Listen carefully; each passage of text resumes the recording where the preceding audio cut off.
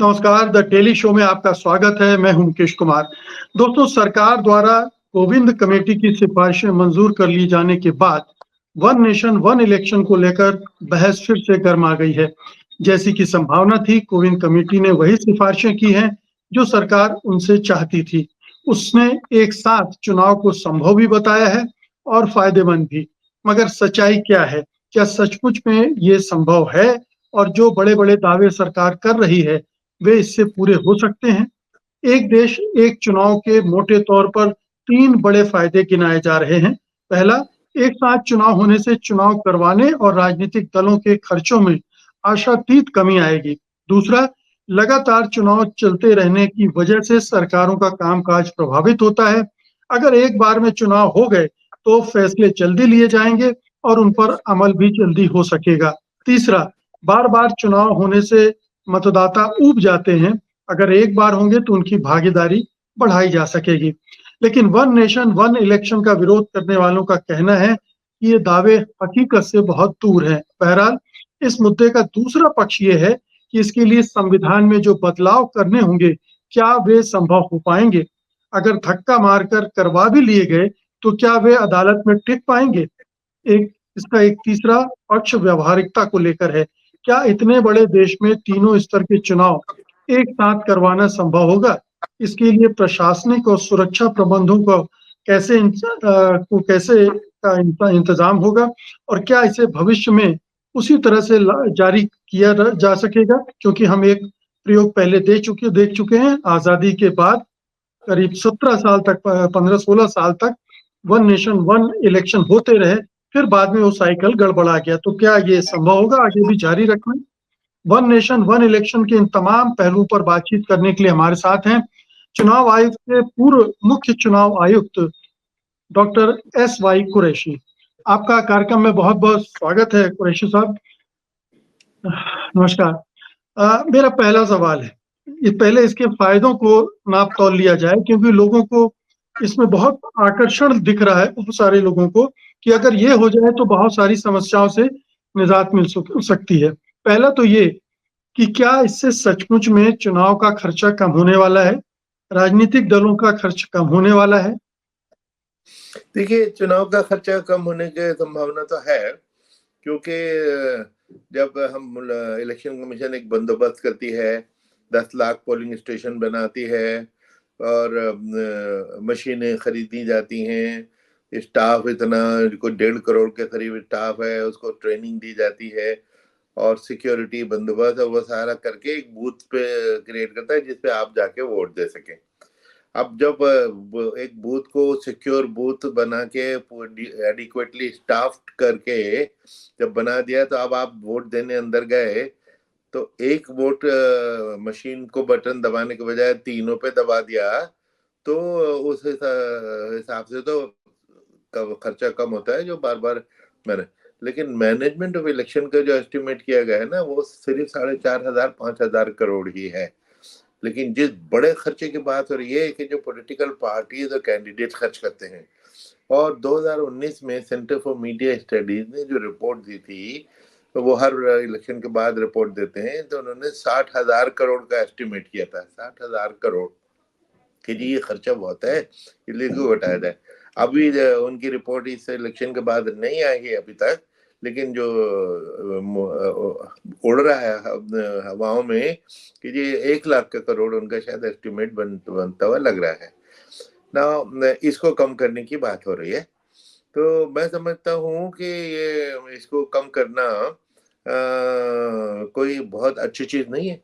मेरे हिसाब से ये खर्चा तो बहुत अच्छी चीज है, क्योंकि ये खर्चा क्या है, पॉलिटिकल पार्टी जो खर्च कर रही है गरीबों को जा रहा है। वो कोई ऑटोमोबाइल वाला और ऑटो रिक्शा वाला होगा, कोई पोस्टर लगाने वाला होगा, कोई पेंटर होगा, ये उन गरीबों को ये पैसा जाएगा।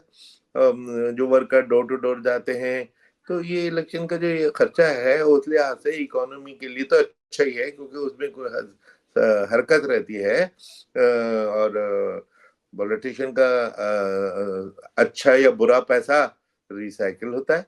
तो इसलिए इसकी दोनों डिबेट।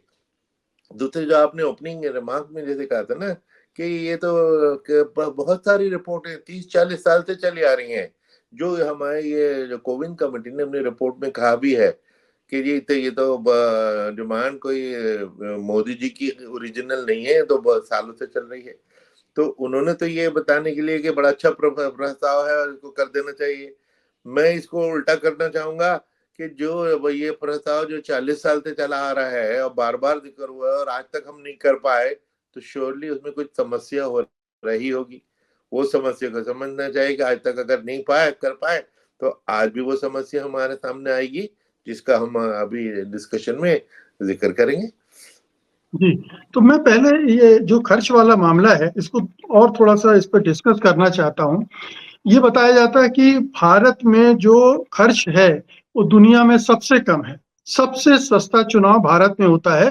करीब 1 अमेरिकी डॉलर प्रति वोटर के हिसाब से खर्च होता है। क्या ये खर्च इतना बड़ा है अपनी डेमोक्रेसी के लिए, जिसको जिसमें कटौती करके हम कहीं कोई कॉम्प्रोमाइज़ करें? जी, बिल्कुल ये बात आपने ठीक कही। मैं कई दुनिया के कई देशों में इलेक्शन ऑब्जर्वर रहा हूँ, जैसे साउथ अफ्रीका, गरीब मुल्क है, वहाँ पे इतना मॉडर्न सिस्टम, क्योंकि उनको फंड करने वाले दुनिया भर की एजेंसीज और कंट्रीज, तो जगह-जगह हम जाते हैं तो काफ़ी एक्सपेंसिव सिस्टम है। हमारा तो बहुत ही सिंपल सिस्टम है।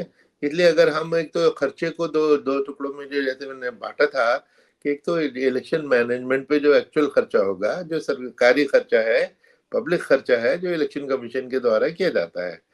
दूसरा जो पॉलिटिकल पार्टीज करती हैं, तो उन दोनों को अलग-अलग समझना होगा। तो जो इलेक्शन मैनेजमेंट में खर्चा होता है, वो वाक़ई सबसे सस्ता है। अभी तो आप बता रहे हैं डॉलर तो अब ऑलमोस्ट ₹100 का हो गया है, लेकिन हम अब से 10 साल पहले जब हमने किताब लिखी थी, उस वक़्त तो ये 16 पैसे आता था। तो पर हेड समथिंग, तो लेकिन अगर ₹100 भी है या तो भी दुनिया का सबसे सस्ता मैनेजमेंट है। अब उस पे पॉलिटिकल पार्टीज और कैंडिडेट खर्च कितना कर रहे हैं, वो दूसरा इशू है, जिसके दो पहलू हैं कि क्या ये डिजायरेबल है, नंबर वन, क्या ये घटाया जा सकता है, जिसके ऊपर मेरी ओपिनियन ये है कि अगर वाकई आप घटाना चाहते हैं, मैं तो समझता हूँ घटाने की कोई जरूरत नहीं, लेकिन घटाना चाहे इसलिए ज़रूरी हो सकता है कि इसमें ब्लैक मनी बहुत यूज़ हो रही है। व्हाइट मनी है जो, देखिए कानून ने एक लिमिट रखी है कि एक कैंडिडेट एक एक्स अमाउंट से ज़्यादा नहीं खर्च कर सकता। उसकी एक लॉजिक है। लॉजिक ये है कि हर शख्स इलेक्शन को लड़ना अफोर्ड कर सके, वरना सिर्फ अमीरों के बीच में ये लड़ाई रह जाती। तो उस लिमिट लेवल को प्लेइंग फील्ड। लेवल जी, प्लेइंग फील्ड इन्फोर्स करने के लिए उन्होंने एक लिमिट रखी। लेकिन जो हमारे यहाँ एक गलती या बेवकूफ़ी हुई हुई है कि उस लिमिट को अंडू कर दिया, बिल्कुल कैंसिल कर दिया, बेकार कर दिया कि पॉलिटिकल पार्टी जितना चाहे खर्च कर ले। अब आप और मैं 95 लाख रुपए लोकसभा के इलेक्शन पे हम खर्च कर सकते हैं। आप किसी पार्टी के हैं, मैं इंडिपेंडेंट हूँ, आपकी पार्टी आपके ऊपर 20 करोड़ खर्च कर देती है। मुझे 95 लाख में मैनेज करना है, तो लेवल प्लेइंग फील्ड तो डिस्टर्ब कर दी। तो और जो लॉजिक जिस कानून में थी, जिस वजह से लिमिट लगाई गई थी, वो लिमिट पार्टी पे क्यों नहीं लगाई गई? क्या लॉजिक है उसमें न लगाने की? और हमने जो अपना सिस्टम वेस्टमिंस्टर मॉडल यूके से बोरो किया था, यूके में पॉलिटिकल पार्टीज के ऊपर लिमिट है, उनकी हो सकती है तो हमें भी लगा देनी चाहिए। और ये तो 1 मिनट का सोल्यूशन है सरकार के हाथ में। सरकार कल ऑर्डर कर दे कि जी पार्टी भी इतने 95, अगर प्राइवेट इंडिविजुअल खर्च करे उतने 95 हम उसको दे देंगे, तो एकदम 60,000 करोड़ से घट के 6,000 करोड़ हो जाएगा। अगर सिंसियरली प्रपोजल का मकसद ये था, नियति ये थी। वो अब जब नियति दूसरी है, तो इसको बात करने को तैयार नहीं है इस इशू पे। दूसरी बात ये है कि कहने को तो एक साथ इलेक्शन होंगे, लेकिन चुनाव का खर्च क्या सचमुच में कम होगा? पॉलिटिकल पार्टी तो और पैसे इकट्ठा करके और ज़्यादा खर्च करके और कॉम्पिटिटिव बनाते जाएँगे। अब जब मोदी जी आए थे उसके पहले खर्च क्या था और मोदी जी ने किस तरह से उस खर्च को बढ़ाते-बढ़ाते कहीं पहुँचा दिया। तो क्या ये पॉलिटिकल पार्टी पर अंकुश नहीं लगेगा, कैंडिडेट पे अंकुश नहीं लगेगा या पब्लिक फंडिंग का मुझे पता नहीं कितना व्यावहारिक है, वो आइडिया ज़्यादा कारगर हो सकता है। आपको मेरा सीधा सा सवाल ये है कि ये एक तरह का खुशफहमी है कि अगर ये हो जाएगा तो पॉलिटिकल पार्टी का भी खर्चा कम हो जाएगा। देखिए, एक तो ये कहते हैं साइमल्टेनियस इलेक्शन से खर्चा पॉलिटिकल पार्टी का कम होगा और कैंडिडेट का, ये तो थोड़ा बहुत कम होगा, बहुत ज्यादा नहीं। क्योंकि एक सरपंच का इलेक्शन लड़ रहा है, वो अपना खर्चा करेगा। एक विधानसभा के लिए लड़ रहा है, वो अपना खर्चा करेगा। एमपी के लिए कैंडिडेट है, वो करेंगे। तो सारे कैंडिडेट तो अलग अलग है, वो सब अपना अपना खर्च करेंगे। सिर्फ ये है कि पार्टी जो उनके लिए कि ओवरऑल कोई कांग्रेस पार्टी है कि बीजेपी है कि वो माहौल बांधने के लिए जो खर्चा कर रही है, वो उन्होंने माहौल बना दिया, तो उसका तीनों टीयर पे असर पड़ जाएगा। तो थोड़ा बहुत उसमें कमी की गुंजाइश हो सकती है। लेकिन सबसे ज्यादा खर्चा, जैसे आपने ठीक पॉइंट आउट किया, तो वो तो उसी में हो रहा है। और फैक्ट ये है, आप इस पॉइंट पे जो ऑब्जर्व दे रहे हैं, कि इलेक्शन में जो खर्चा है वो देश के जो करप्शन है, ये उसके फाउंटेन है। ये उसके the mother of all corruption is election में जो एक्सपेंडिचर होता है। क्योंकि अगर आप करोड़ों रुपए खर्च करेंगे, तो फिर आप करोड़ रुपए बनाने के चक्कर में पड़ेंगे। आप 20 करोड़ रुपए खर्च करके इलेक्शन जीत के आए, मंत्री बन गए, तो आप अफसरों को बुला के कि भैया मैंने 20 करोड़ खर्च किया, मुझे वापस लौटाना है, किसी से उधार लिया था, किसी से कुछ लिया था, मुझे हफ्ता बांध दो। तो जो ये हफ्ते बनते हैं, वो सिर्फ बेसिकली कुछ पूर्वकों की वजह से बनते हैं। तो ज्यादा एक्सपेंडिचर मीन फिर इनकम की तलाश। इनकम करने के लिए हर किस्म के हरबे इस्तेमाल होते हैं, और मेनली वो करप्शन होती है। इसीलिए पाबंदी के लिए पॉलिटिशियन नहीं, पॉलिटिकल पार्टीज ने कई बार इस इशू को उठाया, पार्लियामेंट में उठाया। पार्लियामेंट की कई कमेटियां बैठी इस पे, कई कमेटियां। और आखिरी कमेटी 1999 में थी, उसने भी ये कहा कि इसका एक ही इलाज है कि पब्लिक फंडिंग ऑफ इलेक्शन शुरू कर देते हैं, वो भी पार्शल, ये नहीं कि पूरा, पार्शल हम कर दें। लेकिन उसके साथ उन्होंने एक ऐसी शर्त लगा दी जो इम्पॉसिबल हो गई, जिस वजह से आज तक ये हो नहीं पाया। उन्होंने कहा कि ये पब्लिक फंडिंग हम जब भी दें जब पॉलिटिकल पार्टीज के जो में इंटरनल डेमोक्रेसी हो जाए। क्योंकि बिल्कुल ये घर की पार्टी है, जिस तरह चाहे वो चला रहे हैं, और उसको स्टेट फंड करे, हम जनता मेरा आपका टैक्स का पैसे से वो फंड किया जाए, तो ये नहीं चलेगा। इसलिए इंटरनल डेमोक्रेसी आज तक हो नहीं पाई। इस वजह से जो डिसीजन था 1999 की 99 की जो कमेटी है, वो आज तक इम्प्लीमेंट नहीं हुआ। लेकिन ये प्रपोजल अभी भी पब्लिक डोमेन में बार बार आता है कि स्टेट फंडिंग ऑफ इलेक्शन होनी चाहिए। मैं थोड़ा उसमें जरा उसको डिफरेंट करना चाहता हूँ। मैं कहता हूँ कि स्टेट फंडिंग ऑफ इलेक्शन नहीं कामयाब होगी, क्योंकि इलेक्शन में व्हाइट मनी हमारा इतना इशू नहीं है। ब्लैक मनी जो इसमें है वो हमारा इशू है। आपको अगर हम चेक से 95 लाख दे भी दें कि साहब आपका 95 लाख लिमिट है, ये लो हमसे चेक लो और इलेक्शन लड़ो, अब आपको ब्लैक मनी और लाके, क्योंकि अपने कॉम्पिटिटर के ऊपर आपने सबकत हासिल करनी है, तो आप ब्लैक मनी में लेके आएंगे। ब्लैक मनी रोकने के लिए इलेक्शन एक्सपेंडिचर के बजाय मेरी जो फॉर्मुलेशन है कि पॉलिटिकल पार्टी की फंडिंग होनी चाहिए, और वो उसको मॉनिटर करना आसान है।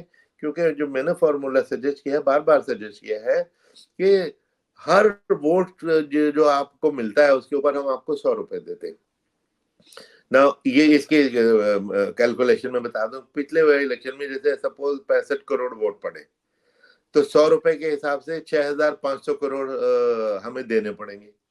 6500 करोड़ हम सभी पार्टियों में बेस्ड ऑन देयर परफॉर्मेंस। ये परफॉर्मेंस ऐसा है कि दुनिया की हर फिगर फज हो सकती है, लेकिन इलेक्टोरल परफॉर्मेंस तो फज नहीं हो सकता। आपको को 100 वोट मिले तो 100 वोट मिले, 5000 वोट मिले तो 5000 मिले, उसमें 100 से मल्टीप्लाई करके आपको पैसे दे ले लीजिए। ठीक है, तो और उसके बाद total donation collection corporate funding को बैन कर दीजिए। फिर आप एक पैसा किसी प्राइवेट से नहीं ले सकते, क्योंकि कॉर्पोरेट फंडिंग ही सबसे ज्यादा इसका है। अब देखिए, जो एक मुहावरा है कि there is no free lunch. मैं आपको फ्री लंच अगर देता हूँ, जरूर उसके बदले मुझे कुछ आपसे बेनिफिट चाहिए। तो ये जो लोग डोनर्स होते हैं, ये इसके बदले क्या चाहिए? सीधी सी बात, क्विड प्रो को बदले में लाइसेंस चाहिए, कॉन्ट्रैक्ट चाहिए, बड़े बड़े बैंक लोन चाहिए जिसको लेके ये भाग जाएंगे, लंदन चले जाएंगे, भरे पड़े हैं वहां पे। 40 लाख करोड़ पिछले साल बैंक लोन राइट ऑफ किए गए। ये सब जो बदमाशी है, इसके जड़ में आप जाइए तो इलेक्शन में की फंडिंग है कि। और पिछले दिनों जब ये जो था इलेक्टोरल बॉन्ड का, जब सुप्रीम कोर्ट के सामने वो फिगर आई तो पता लग गया कि जो इस बेईमान जिस चोर को पकड़ा तो पता लगा कि उसने इससे पहले या उसके बाद में 20 करोड़ 40 करोड़ डोनेशन दे दिए। तो इन डोनेशन को बैन करना पड़ेगा। और चूंकि वो पब्लिक फंडिंग हो गई, सीएजी ऑडिट होगा। हमने देखा सीएजी ऑडिट हम डिमांड करते चले आ रहे हैं पिछले 20 साल से, और कोई पार्टी सीएजी के लिए तैयार नहीं होती। अपना पार्टी कार्डर का जो कार्ड होल्डर है, उस ऑडिटर को 30-30 साल से इन्होंने ऑडिटर बना रखा है। उस ऑडिटर का काम सिर्फ व्हाइट वॉश करना होता है, लिपोपोती करके। वो आपको ट्रूथ पता ही नहीं चलेगा कि कहाँ से पैसा आया और कहाँ पर इन्होंने खर्च किया। तो सीएजी का ऑडिट के नाम से इनको बड़ा बुरा लगता है। तो पब्लिक फंड होगा तो सीएजी का ऑडिट भी होगा। तो जो आप वाइडर इशू में चले गए, जो पुराना इशू है, लेकिन इतना बस मैं बता देता हूँ कि चूंकि ये mother of all corruption root है, इसको डील करने के पे डिबेट बड़ी तेजी से होनी चाहिए। और जो मेरे जो सुझाव है, ये कोई इतना ओरिजिनल भी नहीं है। 70 मैंने अपने कई बार इस पे आर्टिकल लिखे हैं। 70% देशों में ऑलरेडी ये स्कीम लागू है। अगर वहां पे काम नहीं कर सकती है तो हमारे यहाँ क्यों नहीं करेगी? बात ही नहीं करते। कितनी बार लिखा, कोई डिबेट करें, कोई डिस्कस करें, कमेंट करें, आर्ग्यू करें, इसको रिजेक्ट करें, बोले तो सही, क्योंकि बिल्कुल कंफ्यूजन से फायदा उठाते हैं। बिल्कुल। अब मेरा दूसरा सवाल इसी से जुड़ा ये है कि कहने को तो ये एक साथ इलेक्शन की बात कर रहे हैं, लेकिन पता नहीं कितने राज्यों में सरकारें गिरेंगी, गिराई जाएंगी, मध्यावधि चुनाव होंगे। हो सकता है कि केंद्र में भी यही हाल हो, वहां भी मध्यावधि चुनाव की जरूरत पड़े। आपने टर्म फिक्स कर दिया है, लेकिन इस बीच में पता नहीं कितने और इलेक्शन होंगे, तो हम वापस वहीं पहुंच जाएंगे। जी नहीं, ये आपने जो बात कही है मैंने बीसियों बार इसके फेवर में जो सुनी कि देखो भाई, पहले 15 साल तो साइमल्टेनियस इलेक्शन होता ही था। बिल्कुल ठीक बात है, हिस्टोरिकली ठीक है। लेकिन उसके बाद ये स्टैगर क्यों हो गया, वो भी तो रियलिटी है, वो भी तो हिस्ट्री है। तो जो चीज 15 साल के बाद हो गई थी, वो फिर दोबारा आज से आप फिर दोबारा साइमल्टेनियस शुरू कर दीजिए। समझ लीजिए 1950 आपने दोबारा रिपीट कर दिया, लेकिन 1962 तो दोबारा आएगा। फिर वही चीज होगी। आपने ठीक कहा कि मध्यावधि चुनाव होंगे। और तो और ये जो कोविन कमेटी है, इसने भी इसको डील किया और सुझाव जो दिया है, बड़ा अजीब सा सुझाव दिया है। क्या दिया है उन्होंने? कहा कि मध्यावधि चुनाव तो अगर कोई सरकार गिरती है तो चुनाव तो होगा। तो भैया कहाँ गया तुम्हारा साइमल्टेनियस इलेक्शन? ये तो अलग इलेक्शन हो गया। लेकिन रिमाइंडर ऑफ द टर्म के लिए होगा, जितने टर्म बाकी है सिर्फ उसके लिए होगा।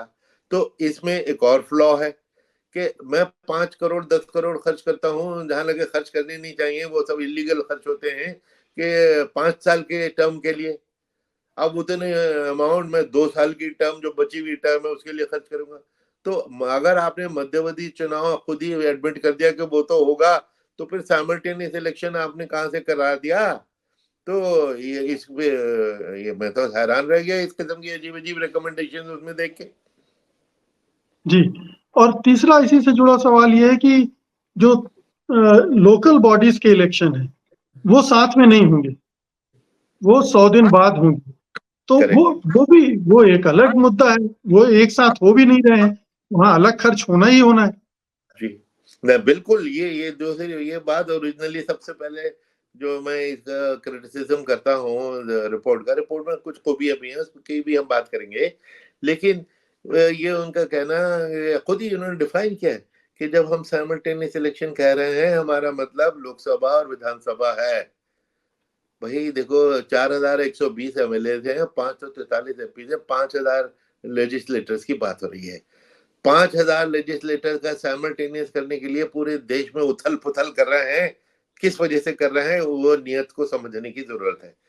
30 लाख इलेक्टेड रिप्रेजेंटेटिव को आपने बैक बर्नर पर रख दिया, पीछे कर दिया। कि उनकी बात हम बाद में करेंगे, और जैसा आपने कहा कि 100 दिन बाद करेंगे ना, इससे बड़ा एब्सर्ड प्रपोजल नहीं हो सकता। 100 दिन बाद का इलेक्शन साइमल्टेनियस इलेक्शन नहीं है, वो नया इलेक्शन है, इंडिपेंडेंट इलेक्शन है, टोटली बंदोबस्त A to Z दोबारा होगा। तो वो साइमल्टेनियस इलेक्शन कहाँ गया भैया तुम्हारा? तो वो तो इलेक्शन ही दूसरा हो गया। और बल्कि उसमें मैं एक और भी मैं ऐड करना चाहूंगा कि जो लोग बोर हो जाते हैं, फटीग हो जाती है। आपने इलेक्शन के स्टाफ की फटीग का सोचा? इलेक्शन के फिटाम कौन कराते हैं? हमारी बहनें, माएँ, बेटियां जो स्कूलों में हैं, टीचर हैं, प्रिंसिपल हैं, वो कराती हैं। उनसे पूछिए, रोती हैं। तो अभी दुनिया की सबसे बड़ी मैनेजमेंट एक्सरसाइज है इंडिया का इलेक्शन, अभी करके हमारी थकन उतरी नहीं है, और 3 महीने के अंदर उनको दोबारा उन्हीं इलाकों में जिसमें मॉइस्ट एरिया हो सकते हैं, नॉर्थ ईस्ट है, बॉर्डर एरिया है, उसमें दोबारा भेजा जा रहा है। भाई दोबारा करो, अभी उनकी थकन उतरी नहीं। तो इसलिए साइमल्टेनियस इलेक्शन के नाम पे ये दो अजीब प्रपोजल का आना कि मिड टर्म इलेक्शन तो होगा, पंचायत के इलेक्शन 100 दिन बाद होगा, क्या मतलब हुआ? What is simultaneous election then? तो इतनी हाई पावर्ड कमिटी, इतने काबिल, इतने दिमाग, और ये सजेशन दिया है।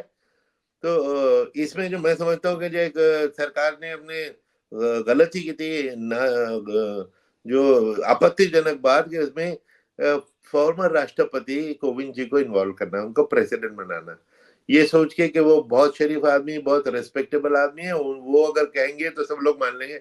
ऐसा नहीं होता। मेरिट पे हर रिकमेंडेशन जानी जाएगी। जैसे 2 का तो हमने रिकमेंडेशन के चिथड़े उड़ा ही दिए।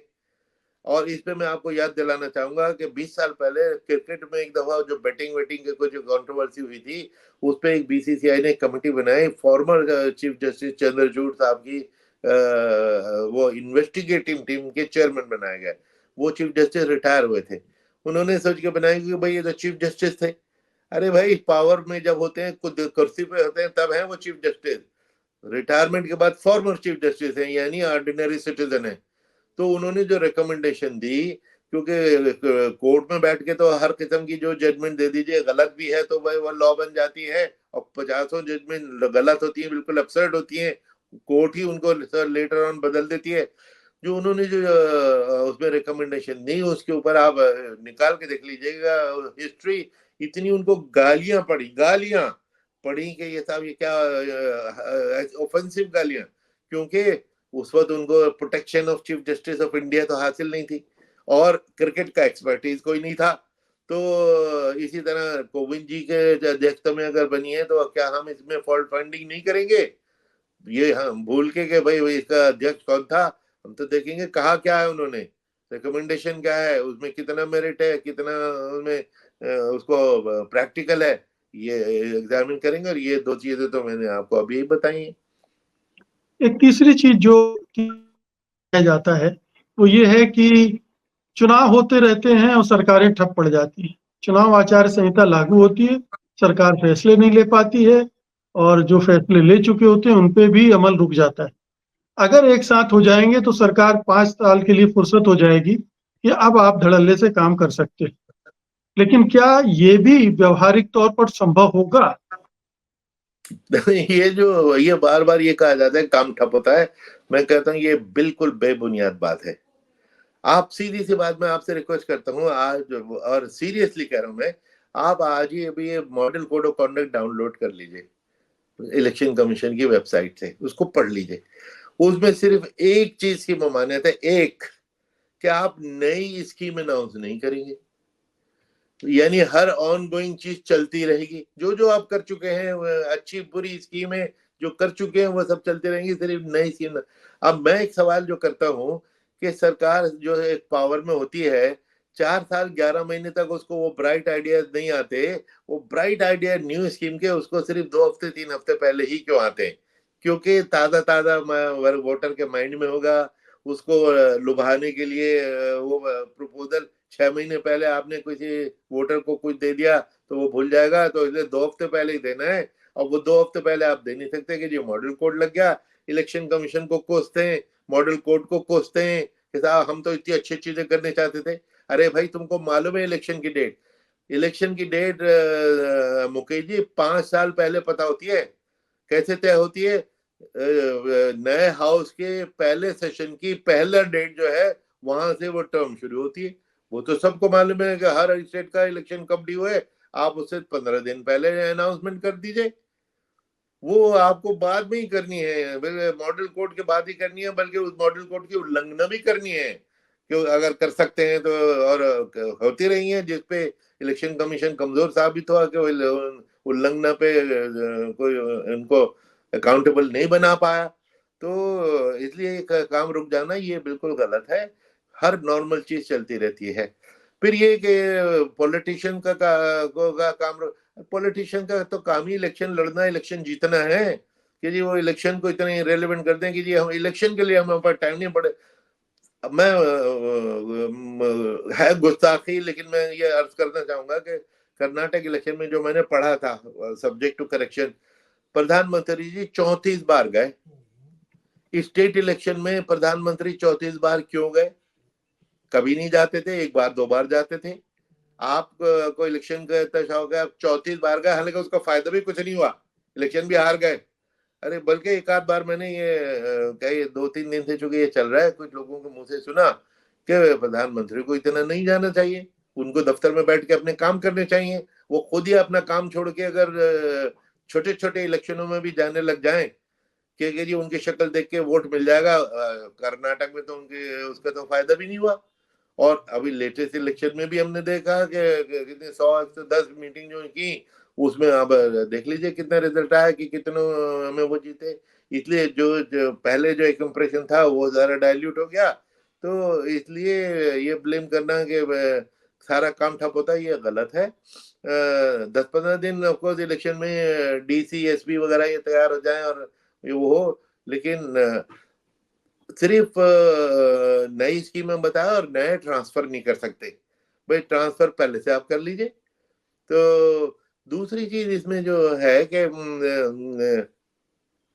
चलिए आगे चलते हैं, इसको बहुत ज्यादा मैं तफसील में इसके संवैधानिक पक्ष पर आना चाहता हूँ कि क्या ये एक शगुफावर है, ये संविधान में संशोधन करने पड़ेंगे इसके लिए और वो पॉसिबल नहीं, सरकार के पास मेजोरिटी नहीं है दोनों हाउस में, कैसे करेगी? क्या ये सिर्फ एक चर्चा इस पे करते रहें लोग और बाकी मुद्दों को भूल जाएं, एक डाइवर्जन टैक्टिक्स है, क्या है ये?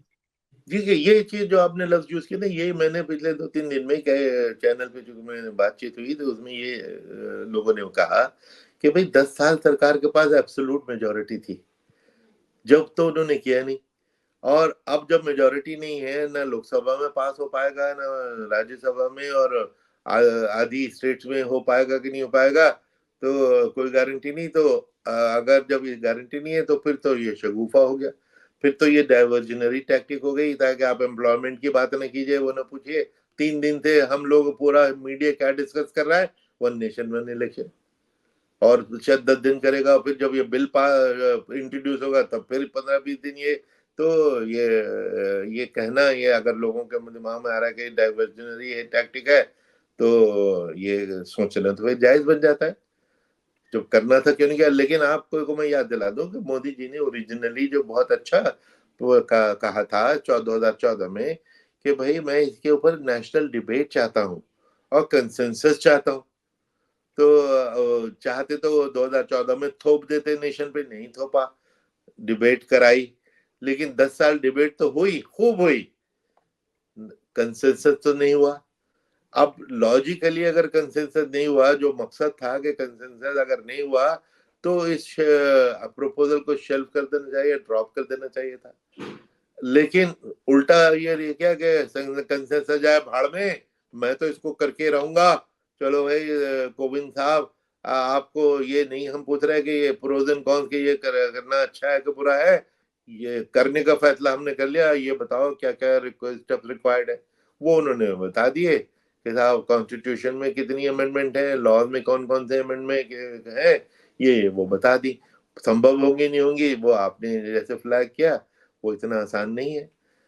हालांकि अभी हम उस पर नहीं आए हैं कि क्या वो इसका फेडरलिज्म पे क्या असर पड़ेगा, मैं कॉन्स्टिट्यूशनल उसी पर आ रहा था कि अगर आप इस तरह के संशोधन के लिए जाएंगे तो जो राज्यों के अधिकार हैं, केंद्र वो भी हड़प लेना चाहता है।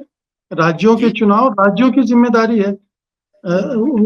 तो ये केंद्र सरकार कैसे ले सकती है इसका फैसला? जी ठीक है, देखिए अगर वे आपके पास 15 स्टेट में सरकारें हैं और आप रेटिफाई कर लें, वो अलग बात है, हम्म, लेकिन ये तो राज्यों के अधिकार को हड़पा जाना होगा। हाँ एग्जैक्टली यही तो राज्य कह रहे हैं कि देखिए हर स्टेट की अपनी अलग पॉलिटिक्स है, अलग ग्राउंड रियलिटीज हैं। उसके मुताबिक अब दिल्ली में क्या हो रहा है, पार्लियामेंट में क्या हो रहा है और तमिलनाडु में क्या हो रहा है, वो बिल्कुल अलग अलग चीजें हैं।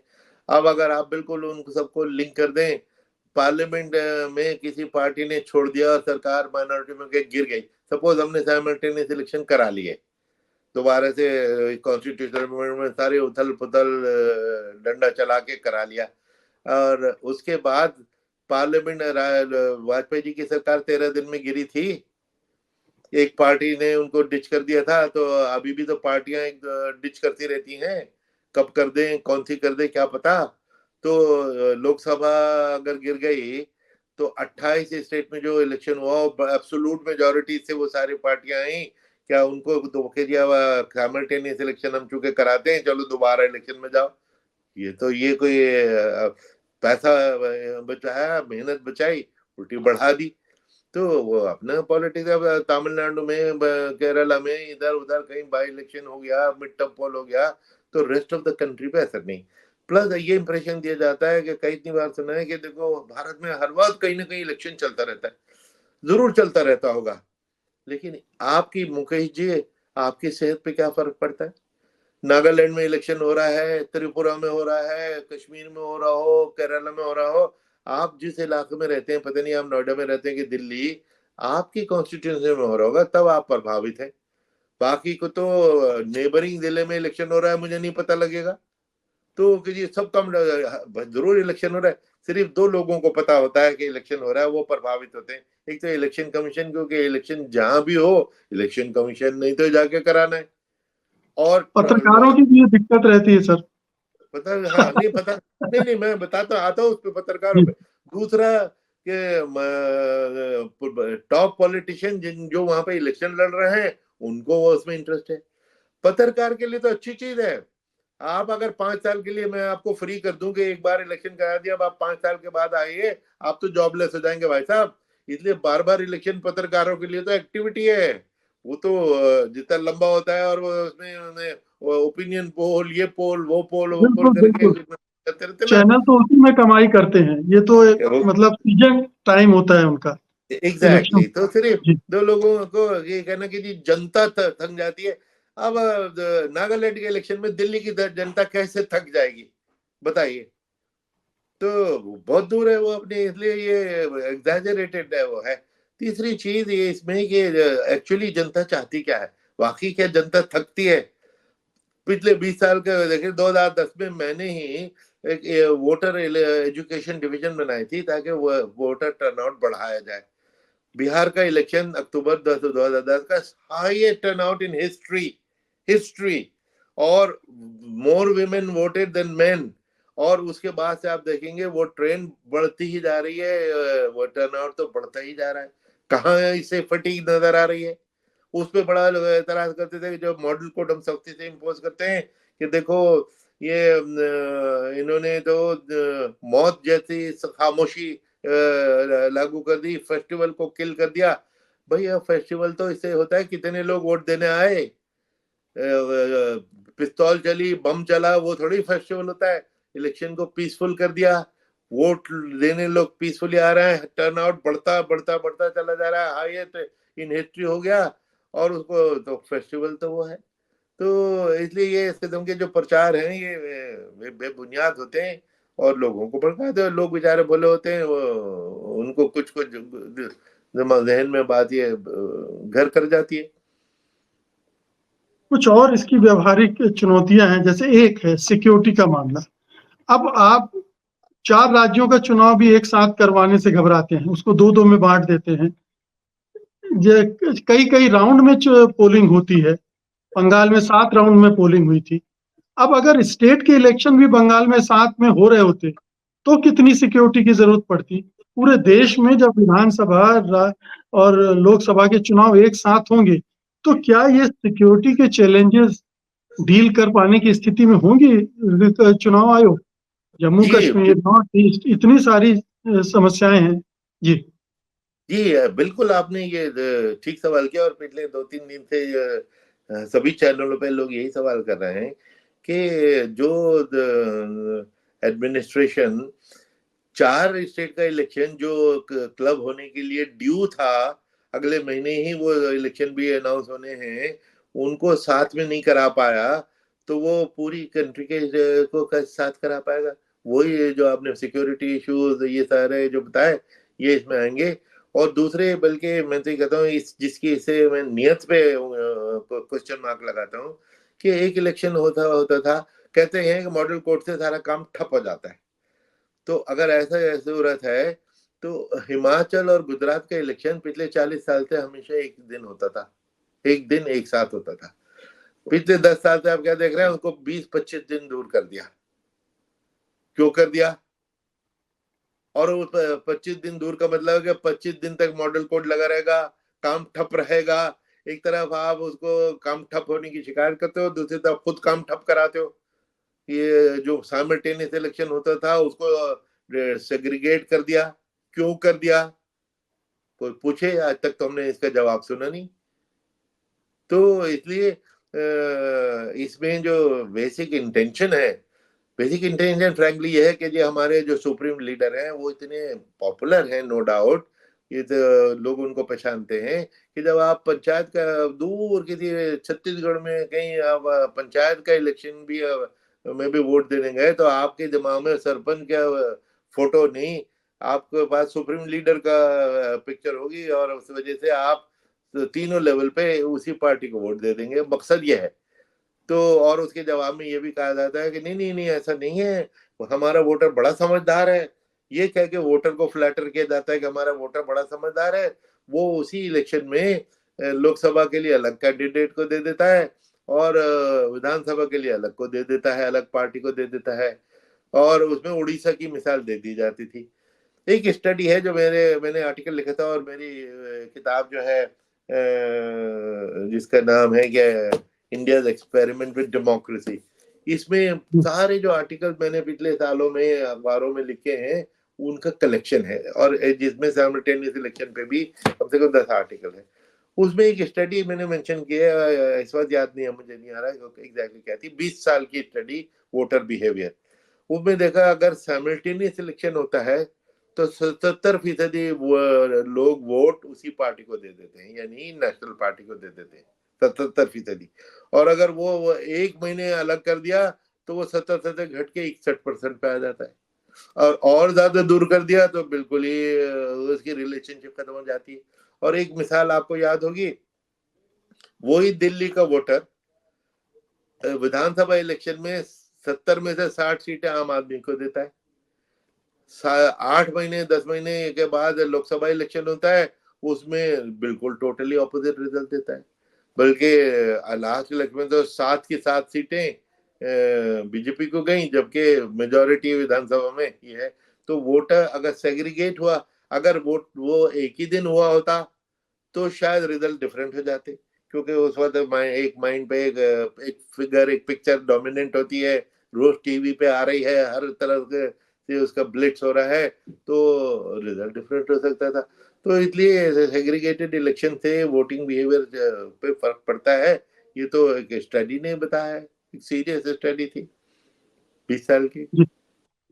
तो क्या ये अभी आपने चूंकि बार बार इंटेंशन, नियत की बात की, क्या ये एक तरह से पूरे सिस्टम को प्रेसिडेंशियल फॉर्म ऑफ डेमोक्रेसी में कन्वर्ट करने की एक कोशिश है? क्या ये टू पार्टी सिस्टम हो जाए देश में, एक ये कोशिश है? छोटी छोटी पार्टियां छट जाएं और दो पार्टियां रहें, जिनमें से एक जाहिर है कि सुप्रीम लीडर की होगी। हाँ नहीं देखिए, जो 20 साल 10 साल से हम सुनते चले आ रहे हैं जो एक क्रिटिसिज्म कि ये इसको प्रेसिडेंशियल फॉर्म ऑफ इलेक्शन कराने की कोशिश है। तो जिसका मतलब ये कि अब आप यूएस प्रेसिडेंट देख रहे हैं, इतनी सारी उनकी करोड़ों की पॉपुलेशन में आपके सामने दो नाम है, दो फेसेस है, Donald Trump and Kamala Harris. तीसरा तो फेस ही नहीं है।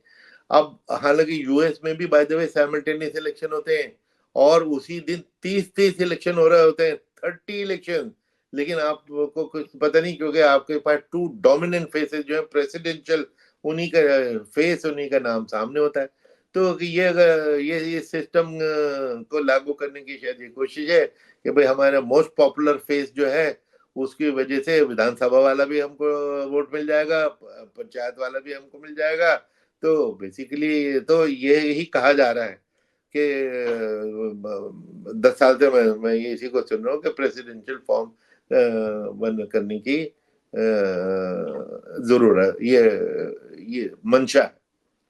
जी। कुरैशी साहब, मेरे पास जो सवाल थे मैंने पूछ लिए।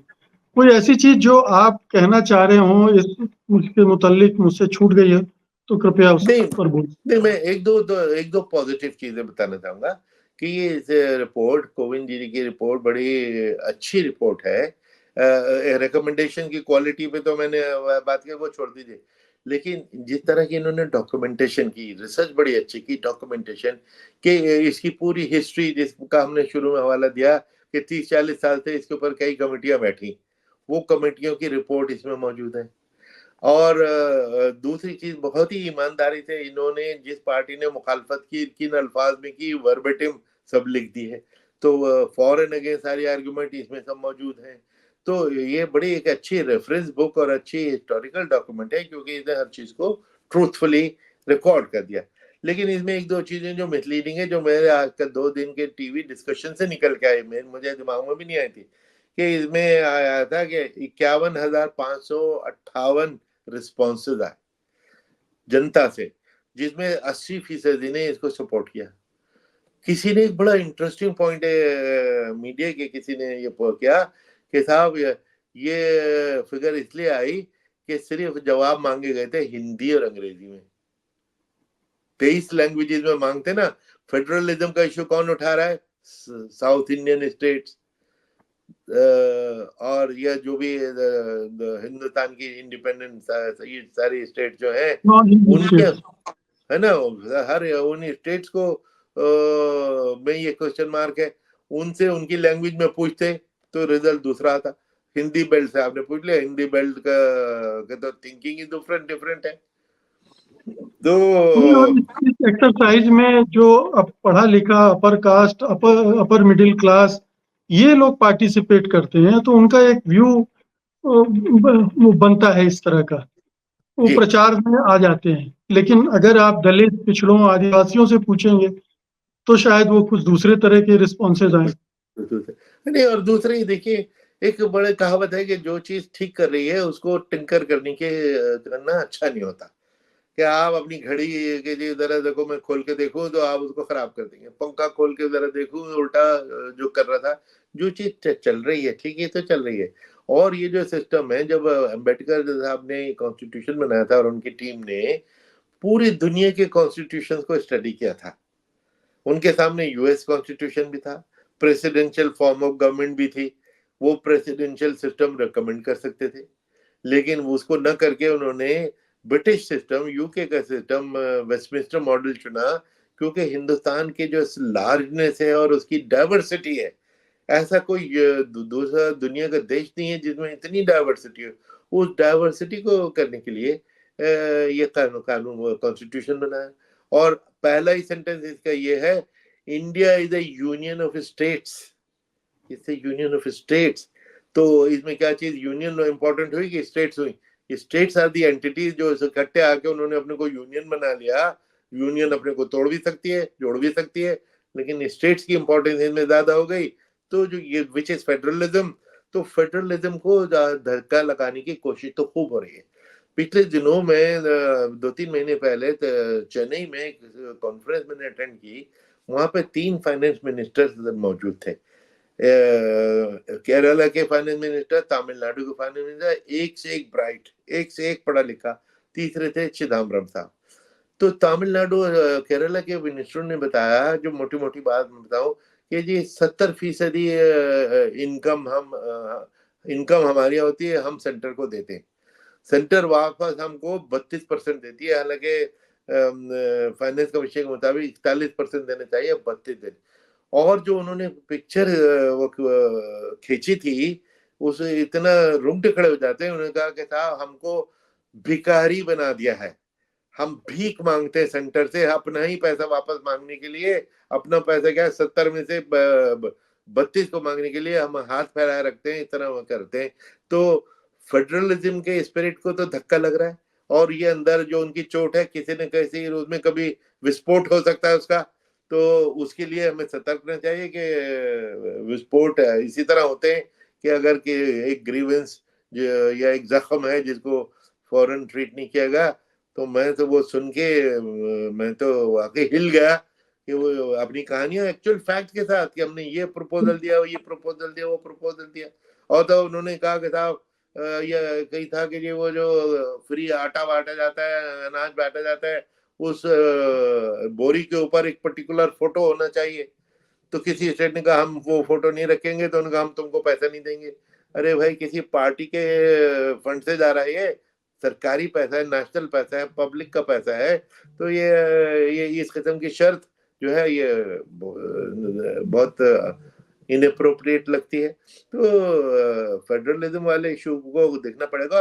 और मैंने पार्लियामेंट में क्या क्या डिफिकल्टीज आएंगी, इसको तो क्या बाद में ये सुप्रीम कोर्ट में भी तो जाएगा। Federal structure is the basic structure of the constitution. और 13 जज की बेंच ने, सुप्रीम कोर्ट ने ये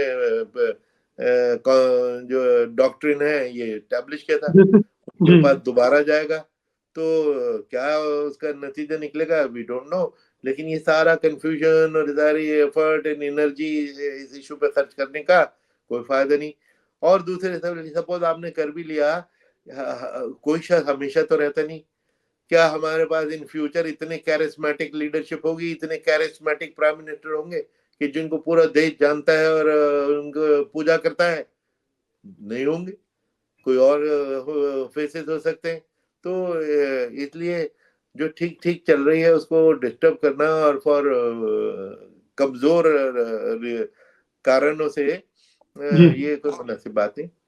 अंतिम सवाल है, क्या इससे बेहतर सरकार ये कर सकती थी कि जो इलेक्शन रिफॉर्म्स पेंडिंग है उनका बस्ता खोलती और उस पर कदम उठाए, साफ सुथरे इलेक्शन की दिशा में कदम उठाती, बजाय इसके कि नए नए शगुफे छोड़ने के कि इतिहास में मेरा नाम अमर हो जाए, मेरी ही चर्चा होती रहे देश भर में, भविष्य में भी याद रखा जाए।